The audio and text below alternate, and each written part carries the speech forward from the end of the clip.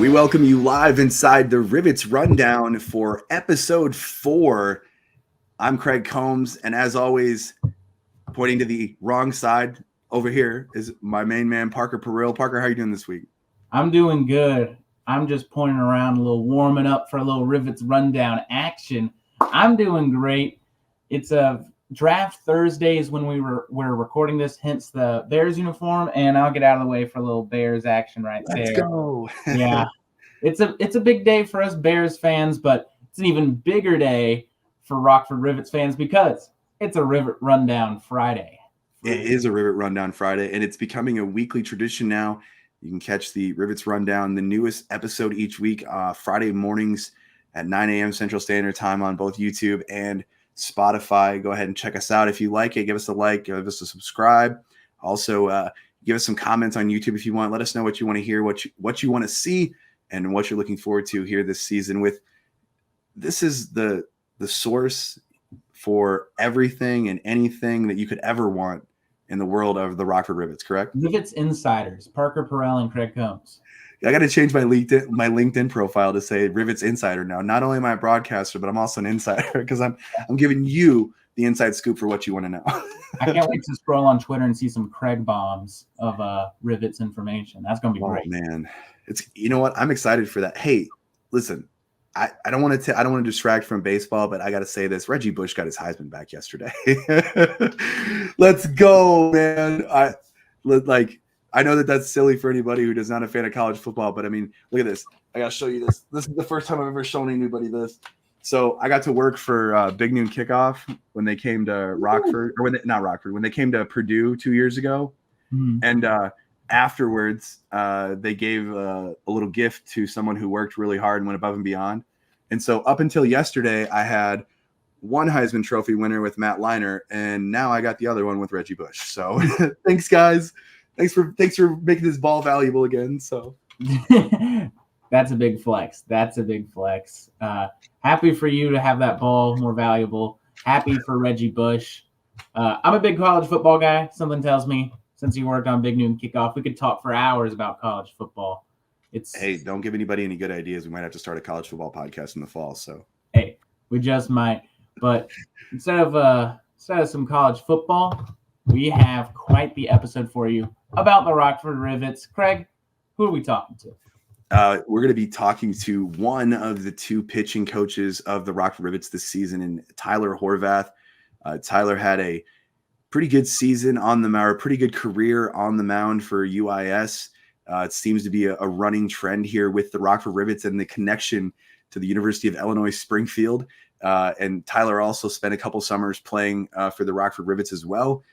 So another guy who has some experience playing some college baseball, but also has some experience here in Rockford, and also somebody who, if he's anything like the text messages, the conversations that we've had, that, he's somebody who wants to win in Rockford, and it seems pretty much on par with the rest of the staff we've talked to. Yeah, that's going to be awesome. It's going to be awesome. It's going to be great. I, for one, and I'll ask you about this in a second, I, for one, can't wait to see what we had coach vibes last week. I can't wait to see this coach's vibe. I can't wait to see what he puts out there, because pitching, I wouldn't say it's been one of the bigger concerns, but it's always a concern. That's the thing. Whenever you have a baseball team, always the biggest question mark is, what's the pitching going to look like? What's the leadership? So I can't wait to see the philosophy what this coach puts forward, because Horvath, can't wait to see his mantra going forward. And Craig, speaking to it, what can't you wait to ask him? I was just going to say to you real quick that if you ask a baseball coach if he has enough arms and he says he does, I'll show you a liar, because none of them think that they have. I mean, they could have 5 Cy Young Award winners and they're looking for the next guy. So it's similar to you, man. Since we don't have boots on the ground yet. We're not there. We can't see it in front of us yet, in which we will, and we'll get to see it a multitude of times this summer. But we don't know anything other than, similar to coach vibes, the vibe in the room, or how the coach, speaks of how they speak about the players.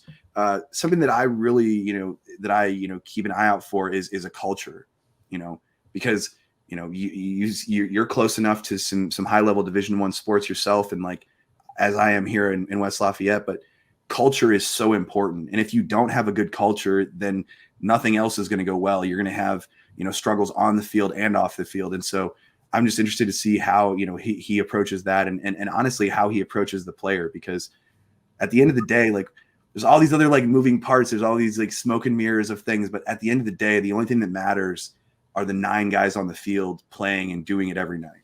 Yeah, that's all that really matters. And we're starting to see that shape up as we interview more and more coaches. I believe we have one left on the year after Coach Horvath, and it's going to be great. I've had a great time so far picking the brains of each of the coaches, whether it be Coach Oberg, Coach or Manager Oberg, OB. Coach Vibes, OB, and now Coach Horvath. So we're starting to see the backbone shape.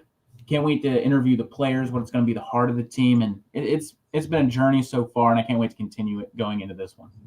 Absolutely. And real quick before we get Coach Horvath on the line here, I want to go ahead and say the signups for the Rockford Rivets Baseball Camp are live. Youth Baseball Camp June 17th and 24th, and then July 8th and 9th for ages 8 to 14. Field players and dedicated coaches will provide aspiring young athletes with top-notch coaching. And if you are a little bit older, you're in high school, a little bit looking for a little bit of extra, the Elite Baseball Camp from July 10th and July 15th. Elevate your game with top-tier instruction from our coaches. So the coaches that you hear on this podcast, you get to be coached by those coaches in the Elite Camp.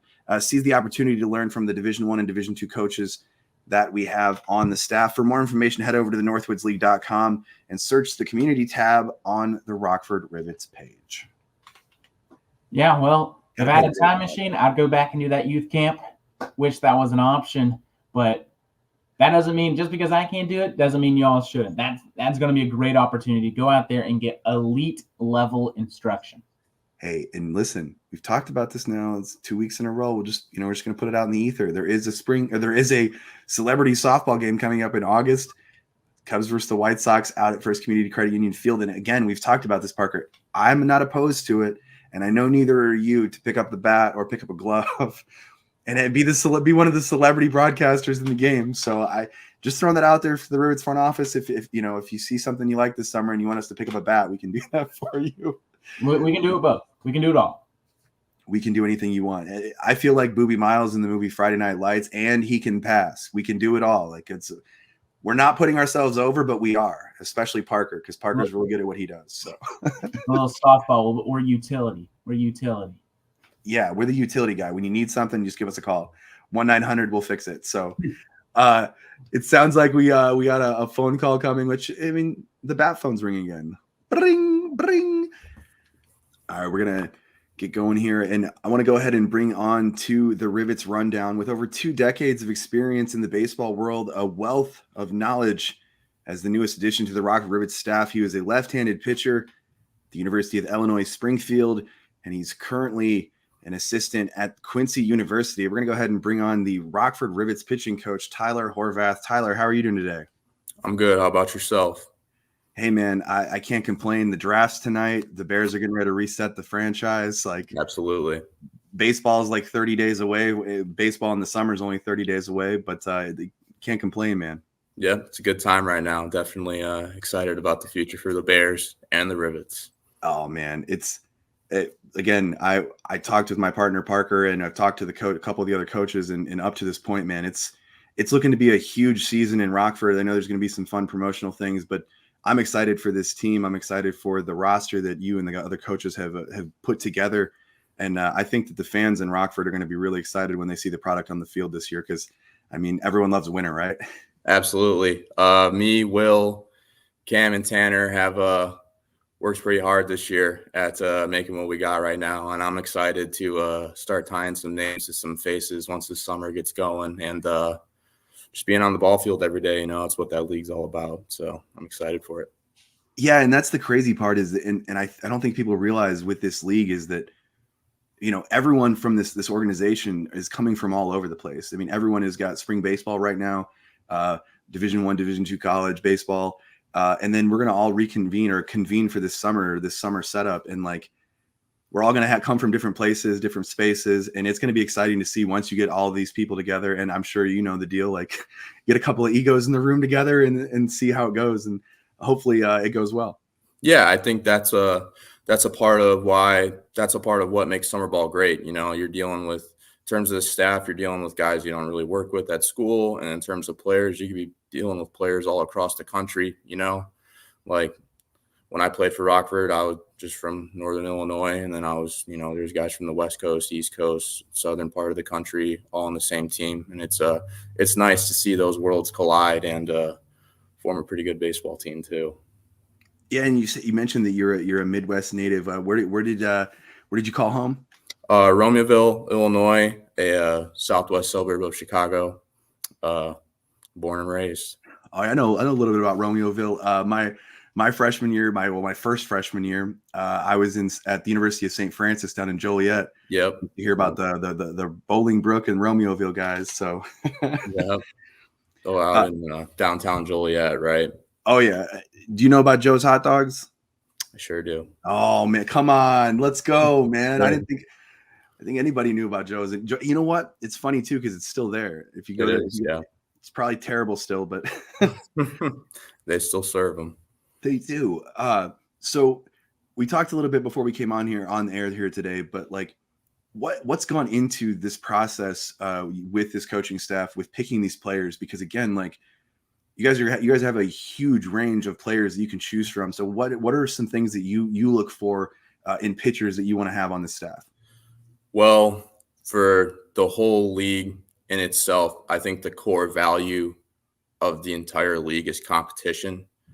I think, you need to be a competitor if you're going to A, perform well in the Northwoods. You're going to just have to simply want it. Someone else can't be forcing you out there to command the zone and stuff like that. So making sure that the people we're talking to are competitors on and off the mound, I think it's a huge part of it all. And just with competition comes like the sheer desire to win. If you don't want to win, why play on a summer baseball team? I see it as simple as that. You could go throw bullpens back at home all you want, but if you want to compete and you want to win, that's when you go do summer ball. And I think we were looking for the people with that right mindset when we were talking to them, like just the sheer desire to A, get better, compete, want to win. I think if you find the right guys with all of those values, you're going to have a really fun summer. So what do you look for? How do you find that out with a guy that that has that little drive in him? Or, I mean, as the kids are saying nowadays, they got a little dog in them. Yeah. A guy that that's going to come on the field and compete for you every day. And especially when you get into a situation, I mean, if you're a middle reliever, middle 7, 8, 9, and we're calling on you to come in, a guy that you can rely on. What do you look for with a guy like that? Yeah. So some of it is just being a baseball player myself. Within the past 5 years, I've come to make connections with other coaches or other players who have turned coaches, and they're good people in my life. And then you just kind of sit back and realize, like, wow, like I can actually ask people for players now and stuff like that. So that's a little bit of it. And then just honestly, just reaching out, send them an email and being like, hey, you guys have any arms that you think could compete in Rockford, please let us know at other spring school staffs. So it really is about what you know, or about who you know, and not what you know, right? Like, yeah. I mean, I can tell people I know how to coach pitching all I want, but that's not going to do anything. They're not going to send me arms just because I tell them that. So you kind of have to know people, plus know how to go about doing it, I guess. Well, and that's something that I like, doing a little research on you and seeing that you, a former pitcher yourself, had some experience at in the college experience or college level, and then also spent some time here in the Northwoods League in Rockford. How are you going to draw on that experience and how you teach these young kids and how you share the information with them? Because we talked about it a little bit, like this is a younger staff, and this is a younger group of guys, and so how are you going to use that experience to relate to a kid who maybe is a couple years younger than you? I think having that idea for how it should look like on a day-to-day basis is going to be huge. I know there's going to be moments where my pitchers are just beat up, don't want to be there, long night, long day, or what, yada, yada, whatever. But it's all about just like Will talked about in his episode about Vinny and stuff like that, just finding what the group needs at a specific moment. I think that's going to be a huge part of that. And then just catching a feel for how they are individually, like if this individual guy's having a tough time, you can see it, they're holding it on their chest throughout the field. Just letting them know, like, hey, like, if you want to talk about some stuff, like, we can have a one-on-one, like, whenever you want. Like, I don't want any player that's playing in Rockford this summer to feel like they're trapped in Rockford or something like that.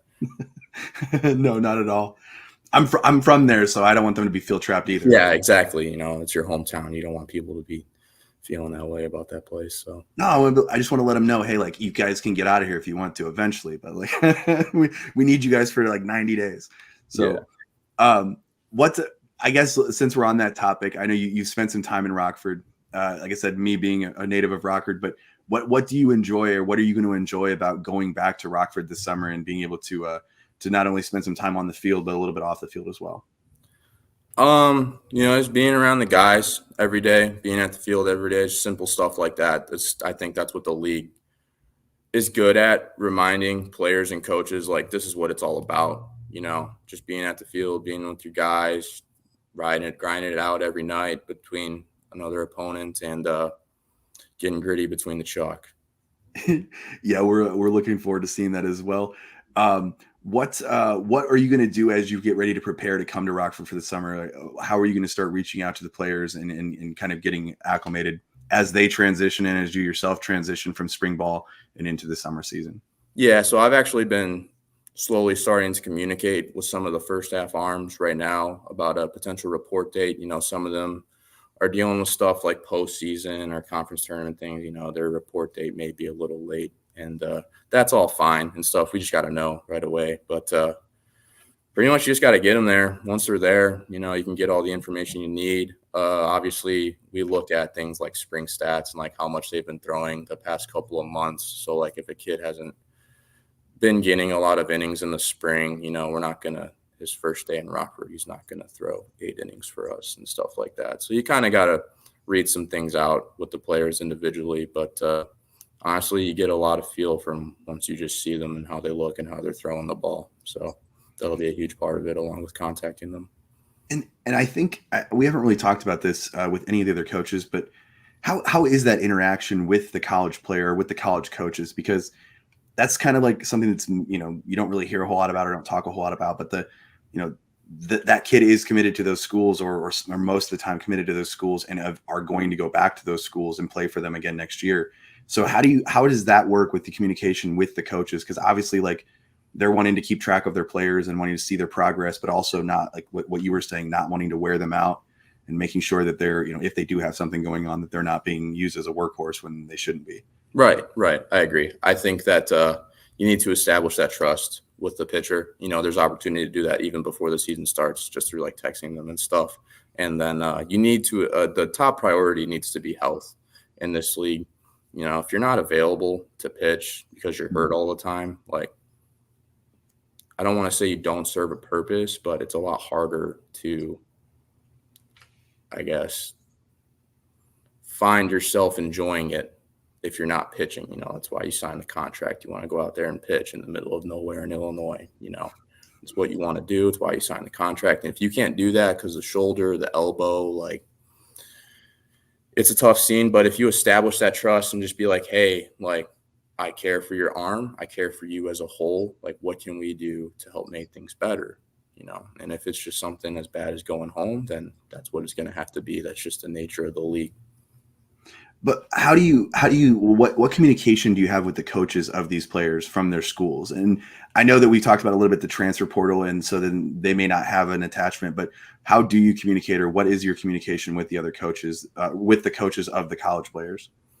Like, we text each other pretty frequently about anything that goes on with the players. We're following all their spring stats live. They have a good outing, we'll text them, like, how'd it go? How'd you feel? Stuff like that. And just following them. Basically, you got to be a fan of them during their spring season. So, I've been following some guys. It's been exciting to watch how some of them have been performing thus far. So I'm excited for them to show up to Rockford. Do you see there being opportunities for guys to earn their way into a starting role out of the pen or out of some middle relief innings? If you maybe say you give them a night where they pitch a few extra innings and you see maybe they have something that could be a starter, would you give that an opportunity, or are you stuck on if they haven't been a starter, you're not going to put them in there in a starting role? No, absolutely. I think that's a part of like pitching in summer. You want to start for your spring team. You haven't been necessarily granted the access to do that. You just go out for the summer ball and just talk to your coach and be like, hey, I want to work on starting for the spring. And then he's like, all right, well, you start off in the pen. You do some long relief innings and see how they go, and then you just grow from there. And then if it gets to a point where a slot's open for a day, I'd have no issues giving someone the ball who hasn't done it before. So, and that's what you were saying with getting a guy in here and developing him and helping him grow, especially if it's something that he wants to do or sees himself in that role, especially as a starter. Right. Because like you said, like you mean look at a roster, a baseball roster, the pitching staff is usually as long as they're a regular everyday like fielding roster. So like you have 20 guys on the team, it's hard to crack that top 3 or 4 or 5 or whatever the starting rotation is, right? Yeah, I mean, totally. That's kind of, for good teams, that's sort of how it should be. It should be hard to take a starting role from somebody. And I think that's what competitive pitching staffs offer. So we're going to try to do the same thing. But at the same time, I'm not going to have any issues if a guy needs a break or something, arms dangling a little bit. We can do a spot start for some people. No issues. So this is the fun one. So you're sharing a role. There's 2 pitching coaches, right? Yep. So obviously it's going to work great. I'm not worried about that at all. But how have you looked at this? How are you guys going to co-coach the pitching staff on this team?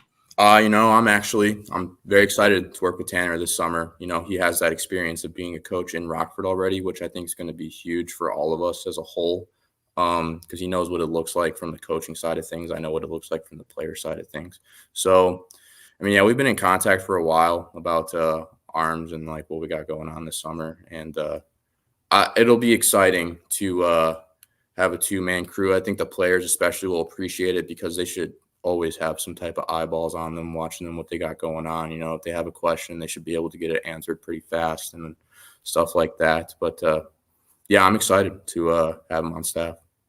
And how are you guys going to divide that up, or have you talked about that yet? Or how obviously there's going to be a large number of guys. How are you going to divide them up? Are you going to coach one side or the other? We haven't figured that out yet exactly. I just think that the way we're going to treat it at first is there's 1 pitching staff and 2 coaches. The 2 coaches will kind of say similar things at first, and then if you have questions, you can ask both of us. But we'll probably get a feel for how the players work with the coaches. Like if there's one guy that works with Tanner really well or one guy that works with me really well, they'll just tend to stick with them. If that's the case, anything to make the player better, they will have that. Sure. We talked about this a little bit off air, but that usually in this Northwoods League, there aren't the number of coaches that are going to be on this team. You don't normally have 4 coaches. That's going to be a benefit, you said, with the players having more eyes on them, more assistance for the players. Do you think that as a coaching staff that you're going to feel confident with having all of those opinions? Because again, obviously there's one head opinion, but there's also going to be multiple other opinions that are going to be coming about the team and where that or how that's going to go or how you see it. No, absolutely. Personally, I would trust any of the other coaches' opinions as well as my own. They know the game as well as I do, and I think it would be better off if it was a much more of a collaborative process than instead of a 1-guy show and then 3 assistants. But of course, if Will wants to make a call, by all means, I'm going to back him up. So. Yeah, but it's also a benefit for these players and especially, with the goal, everyone's goal in mind of winning, right? Having the minds that we have in Rockford and overlooking this team. But we also talked about a little bit the youth and how this is one of the youngest staffs in the Northwoods League and how that is also going to be a benefit to these players because most of you guys have either coached or played at a high level. And so not only are you going to have an opinion about what they're doing, but you can also draw from personal experience and recent personal experience. I mean, you played last year, right? Yeah. Yeah.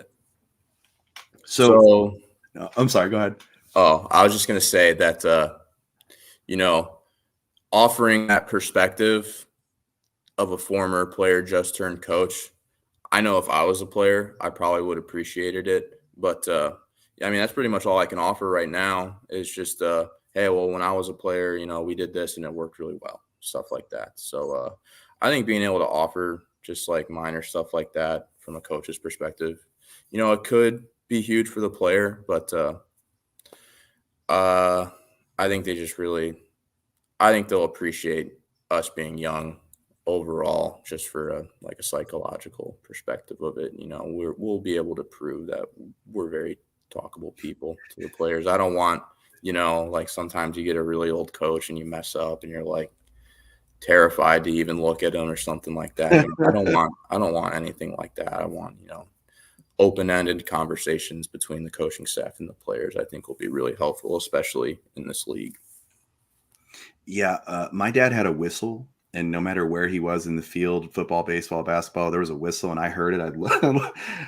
I know that old coach you're talking about, and so I think it's more so relatable. Is you guys can be relatable to the player, not only for the experience that you've had or you may have already had from your past, but being able to relate it to them in a way that they can understand it, where they don't feel like, hey, he's like down my throat eating my lunch, sort of a thing. Yeah, no, I don't want to give off that vibe to any of the players. I just want them to feel like, hey, your goal is your goal. As long as we're competing and we're trying to win, if you want me to be hands off, I'll be hands off. But if you have questions, by all means, like, let's go talk it out. Let's go get some video, see what's going on. If you want to do that stuff, I'm not going to shove it down their throats or anything, though. Well, and that's something that I've kind of picked up from all of you guys that we've interviewed is how like player centric you guys all are. And maybe that comes from, being a former player, but it seems like you guys are super player centric. And again, like, you want your everyday starter to go and do well for you. But if he's struggling or needs a little time, it's nice to know or nice to hear from you guys that, hey, we're understanding because, we need you a month from now, or we need you a couple of weeks from now. We, if you need a little time, we can get that for you. Yeah, I mean, totally. One of the first quotes I remember reading when I knew I wanted to be a coach was, coaching is never about the coach, which I really like because it's about the product on the field and you're not on the field. So as long as the 9 players on the field are all good, then you're being a good coach. Well, I am excited about this. I'm excited having this conversation with you. I'm still wondering where my partner is. He's supposed to be here now, but all good. Give him a couple season. Spring season gets hectic. I totally get it. No, his is the time change because he's in Phoenix, Arizona. So like now, it's like 1 o'clock there in Phoenix right now. But yeah, I'm excited. I'm ready to get this season going, and I know that I'm sure that you are as well. I know that I know that. I mean, growing up in the Midwest myself, like it's not a surprise, but baseball is a big deal, especially in Illinois. Like I remember growing up and playing like in the old like the boys club state tournament and stuff like that. Yeah, I mean, even when I moved into Springfield my freshman year of college, like the only sports realm I kind of understood was the Chicago area. And it's like, now I go down to Springfield, Illinois, and you got guys like Reed Detmers from Glenwood Chatham High School that ends up going to Louisville and now is throwing a no-hitter for the Angels. And then like just basically all of Central Illinois, what it has to offer in terms of all sports was really surprising when I showed up to Springfield my freshman year of college. So definitely as competitive as it gets, in my opinion. Yeah, you're right. It is surprising the level of athletes come out of here and the pro athlete. I know a couple people from Rockford. I mean, the most recent with Fred Van Vliet playing for the Raptors and then playing for the Rockets. But like, I think I don't know if you around Rockford enough heard the name, but Dan Scarpetta, he played a little baseball around Rockford and then played a little professional ball. And I know his son played some professional ball too. I think his name is Cody Scarpetta. I think he pitched a couple of games for the Brewers and he came out of Rockford. So yeah, that's the Illinois athlete or the Illinois high school athlete is surprisingly good and starting to get more opportunities, it seems like. So Totally. Yeah. I'm not familiar with the guys' names, but I'll definitely have to go check them out. no, you're good. You're good. So I guess I'll just start asking a couple of random questions. But so baseball, you've been a baseball guy your whole life, right? Correct. Yes. Who was your pro team growing up that you watched? Oh, I'm a Cubs guy. Okay, so you and I can get along. Grown. Yeah. I see a lot of the social media for the Rivets going back and forth on Cubs and White Sox, and so I'm keeping my fingers crossed on who our Cubs guys are. So I'm glad you're on the team there. Absolutely. It's bad time to be a White Sox fan. It's terrible. Yeah, we are on our Big Time Plus broadcast. We're always joking about the White Sox, and because one of our buddies, one of our broadcasters, is a White Sox fan, and we're just like, hey man, like it's tough to be a fan. We're actually going Friday night.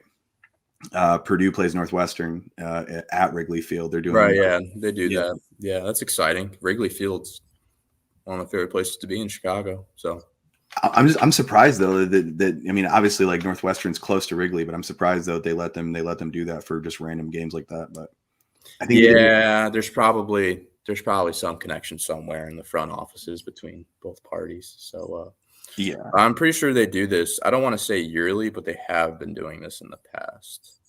Yeah, I was gonna say I think they did one with Notre Dame recently too. I think. Yeah. Which I mean that's a no-brainer, Notre Dame in Chicago, but yeah, I'm excited for that. I'm excited for them to see that or get to see that. I've never been to Wrigley without the Cubs being there, so that'll be fun. Neither have I technically, so that'll be exciting.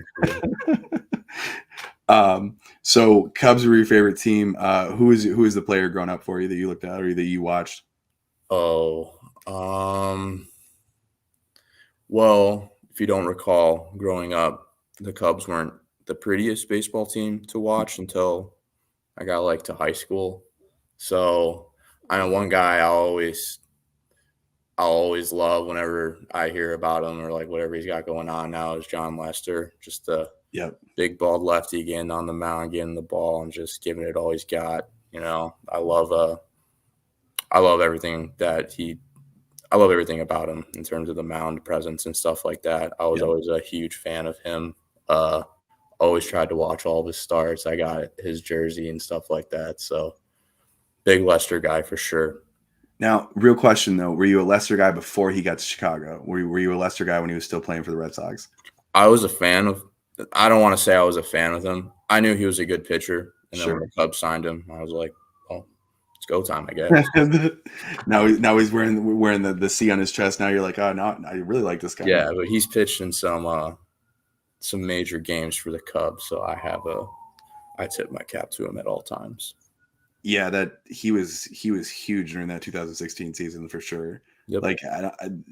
Obviously you being a fan, but if he's not on that team, they don't win the World Series that year. So I mean, you could say that. You could say that for a bunch of other people too. But yeah, I mean, being able to watch the Cubs win the World Series in high school, there's not a lot of people on this earth, dead or alive, that are able to say that. So I know people are split. Cubs fans are split about it, but there's just something about having to listen to Joe Buck saying the Cubs win the World Series. I know that some people are like, I don't like Joe Buck, but I'm like, you know how cool that was to have the Cardinal guy have to say it for the first time?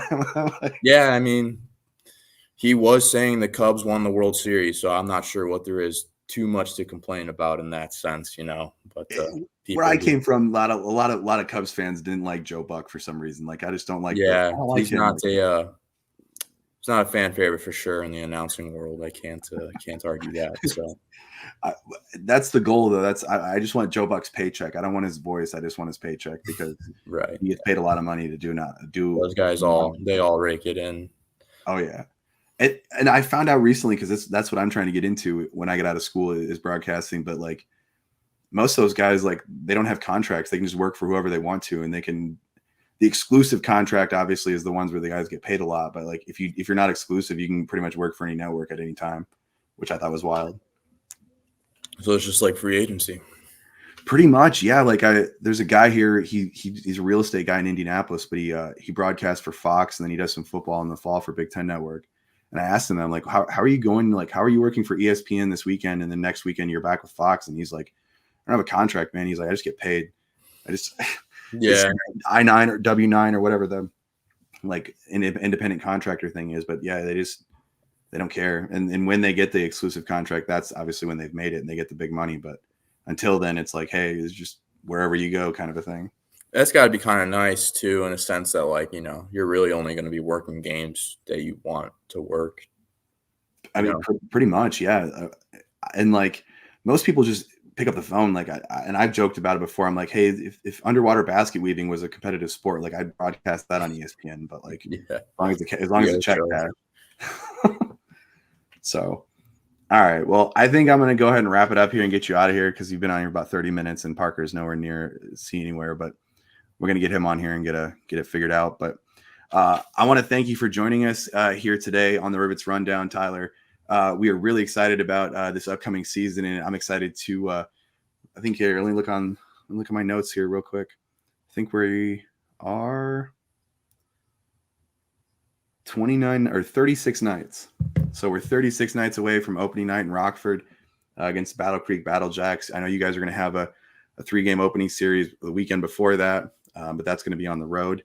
But it'll be exciting here. I'll get to meet you in person for the first time here in about a month. Absolutely. I'm excited as you are.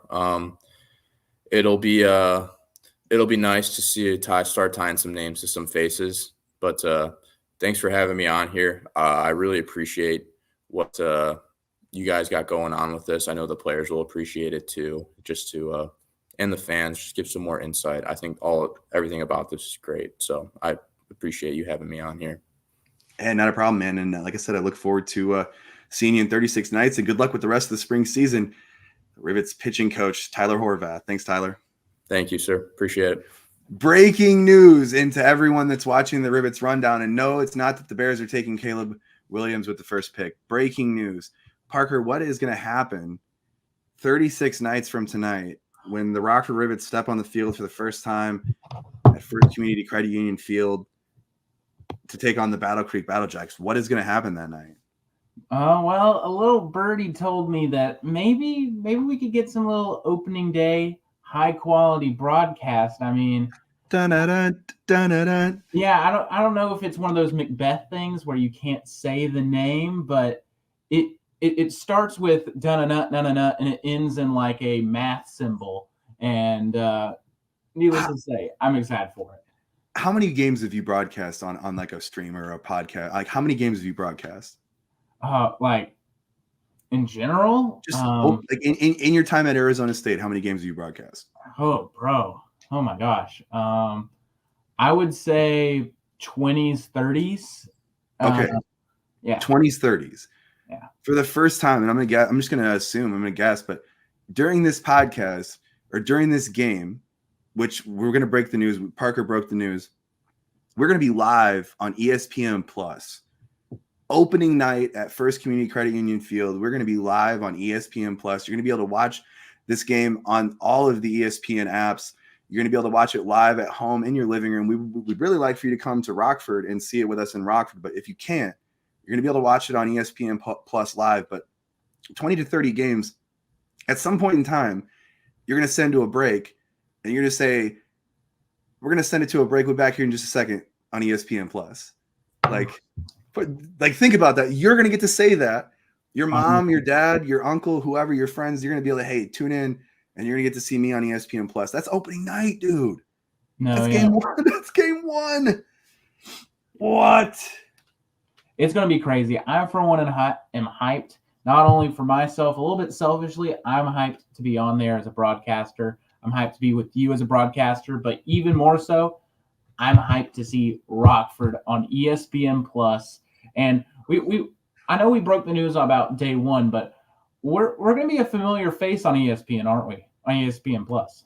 Yeah, and I don't I have my notes in front of me here. I don't want to distract, but I have a yellow sticky note, and like I don't want to give anything away, but like let's see if I can zoom in. Oh, whoops. There's a few dates on there. I don't want to. We're going to be on ESPN Plus multiple times this year. Yeah, multiple times. Dude, that's craziness. Okay, so I don't even know what to say now. I mean, we worked our way through the coaching staff here. Let's go home. Let's go home. We've worked our way through the coaching staff. We spoke with last week. We spoke with Coach Vibes and decent podcast. It was nice talking to Cam. And then this week we got to speak with Tyler Horvath. Tyler is a no nonsense guy. Let me tell you that, Parker. Like, I tried getting him to laugh. He didn't break a smile once. I said winning, and then he smiled a little bit, which makes me happy. Like, just every other joke that I said to him, none of it hit. And then I said winning, and he just smiled, and I was like, uh-oh. Yeah. the Northwoods League doesn't even know. Oh yeah, I know for a fact Rockford, a big thing that they've wanted to work towards is pitching, bullpen. Last year was a little bit of an issue for the Rivets, and I know it wasn't a massive problem, but you can never have too great of a bullpen. And one of the biggest things that you've got to work towards is not only having a great bullpen, a great rotation, but maintaining it. So it's great to have a no-nonsense guy like that, like you said. Well, and the one thing that, and I was able to speak with him for a couple of minutes, but the one thing I got from him was that he said that he wants guys who want to be here. That, like, I asked him, what do you look for in a player when you're building this roster? Because obviously you have your hand in the cooking of the roster, if you will. He wants guys that have that dog in him, and he actually said that he wants guys that have that dog in them, the guys that he knows that, like, if they want to be here, they want to win when they call on them, that they can step in.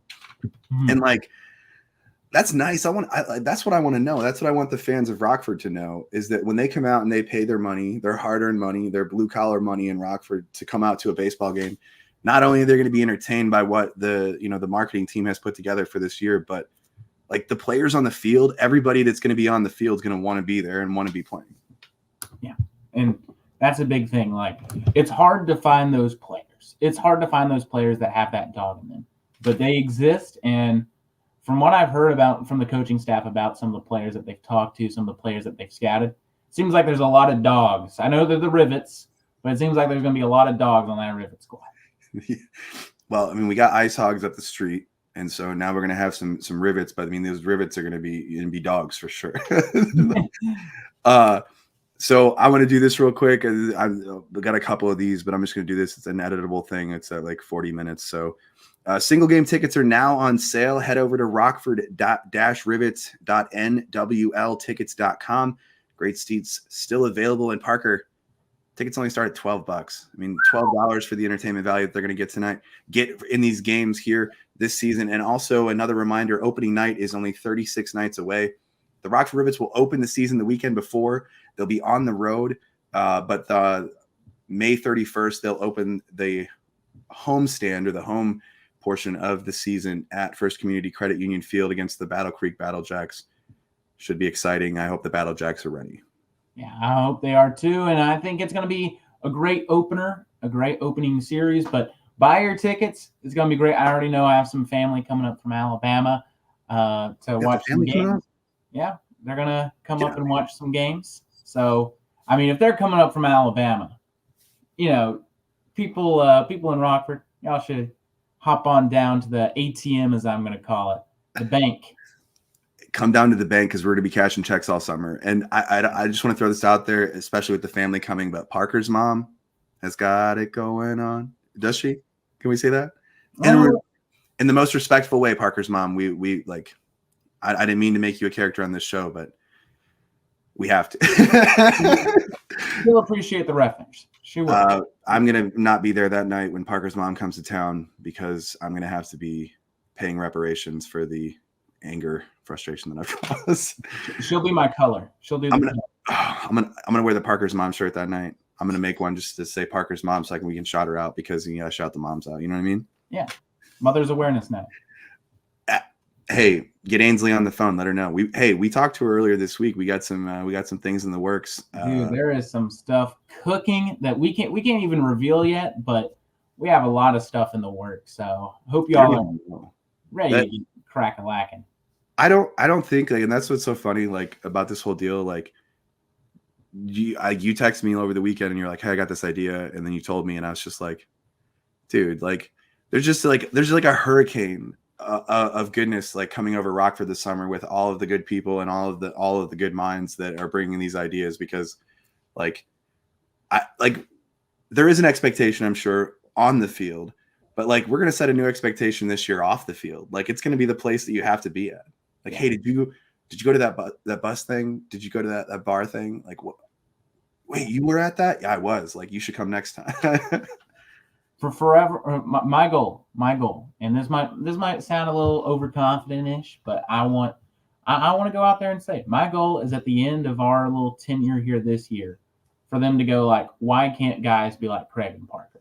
You know, why can't people come up with ideas like that? How come people can't broadcast like that? Because I want this to be a legendary broadcast duo.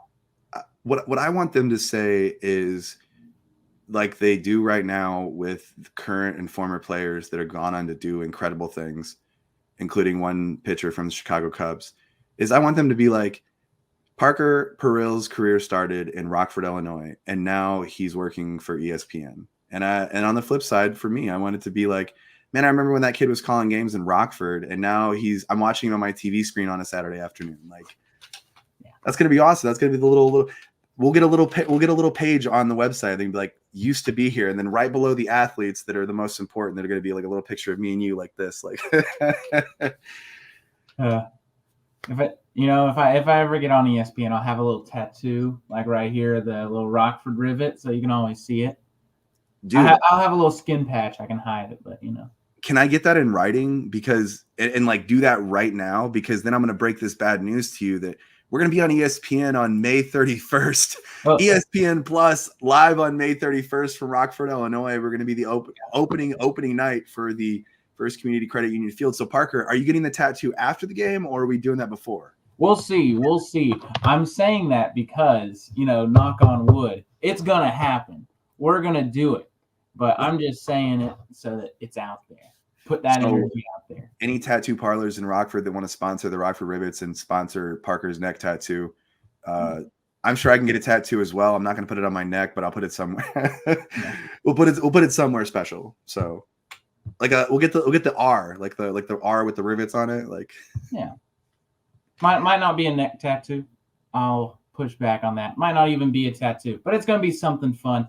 But the main thing is, it's going to be the tattooed memories. Look at that transition. Man, I just say, what a transition. Memories are going to happen this season. It's going to be great. ESPN Plus, as we said, it's going to be awesome. Can't wait to broadcast with you, and can't wait to go out there and broadcast this amazing team, as we just finished wrapping up talking to a lot of the coaching staff so far in these first couple episodes of the podcast. Yeah, and I think we have one more coach left, and then we're going to start reaching out to players, and we're going to get the players that you're going to see on the field. We've been talking to the coaches off the air and through some text messages, trying to get their ideas of which players that are going to be focal points here this season in Rockford. And with the episodes we have coming up, hey, you know what? It's breaking news Thursday, my brother. Like, I get to break some news to you. Guess what? I didn't even tell you this. I got a surprise for you. You didn't even know you were going to come on here today and get a surprise. So I assumed, just assumptions, because I know that you and I are kind of on the same wavelength this last couple of weeks, but I assumed that somebody that you'd want to get on the podcast would be the general manager of the Rockford Rivets, Steve Malliott. Mm-hmm. And I would assumed that you would probably want to do that the week leading up to opening night on May 31st. So breaking news right now to the Rockford Rivets podcast, the Rivets Rundown. We're going to have GM Steve Malliott live on the podcast on the week of May 31st. So on May 31st, that Friday, because we've been releasing episodes on Fridays at 9 a.m., we're going to have that episode drop right before the game later on that night. So you're going to get to hear Steve Malliott talk and wrap up our whole preseason pre-gimmick here that we've had, and give us his excitement, or tell us how he's excited about what's going to happen that night on May 31st. Let's go. That's going to be awesome. I, for one, am excited for that. That was news to me. Breaking news. It's a surprise. He emailed. Ainsley said he wouldn't email right away because he's old or something. I don't know. I've never met him yet, but he emailed me back in like 5 minutes. So he's good with emails. So if you ever wanted to email him, I'll send it to you in the chat, and you could send an email to him too. Sounds good. Might edit out that old part. She said it, so. I don't want to inflict bad on Ainsley. No, that was on her though. She said it. Sorry, Ainsley, I wasn't doing that on purpose. He responded though. So we got Steve Malliot coming on to end our preseason look at the Rockford Rivets, which I mean, from what I've been hearing, they've been enjoying this podcast. The fans in Rockford, the players, the coaches, and that's kind of what this whole thing is about, man. Is like giving the players and giving the coaches a voice to the voiceless, if you will, because our job is to get their stories out there and not only tell you the stories on the field, but a little bit about the players off the field too. Absolutely. This is what it's all about. And can't wait to continue rolling with this. Can't wait to get in Rockford and continue rolling with this. And it's going to be a great couple of weeks. And an even better couple of months when we're there in Rockford. 36 nights, Parker. You ready? You ready?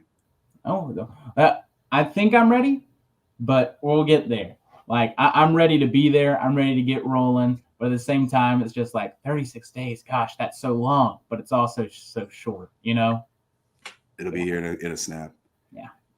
All right. Well, this has been the 4th edition of the Rivets Rundown. Parker, we've been doing this for a month now. Doesn't seem like it. Time flies when you're having fun. 36 days are going to fly by like that. And we'll see you next week on the Rivets Rundown. Rivets out.